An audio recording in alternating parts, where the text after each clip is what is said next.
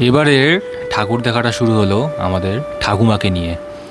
ওনার এখন 93 বছর বয়স, তাই নিজের পায়ে হয়তো হেঁটে ঠাকুর দেখতে যেতে পারবেন না, কিন্তু 4 চাকা গাড়ি তাই ব্যবস্থা করা হলো। ঠাকুর দেখতে বাচ্চা থেকে বুড়ো সবারই ভালো লাগে। আমার ঠাকুমাও তাই ঠাকুর দেখতে গেল। আমাদের পাড়ার প্যান্ডেল, সেখানেই নিয়ে গেলাম।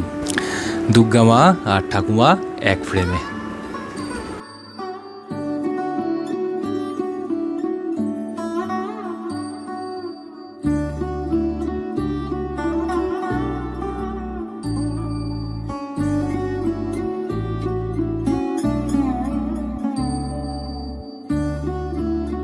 আমাদের পূজা পরিক্রমা শুরু।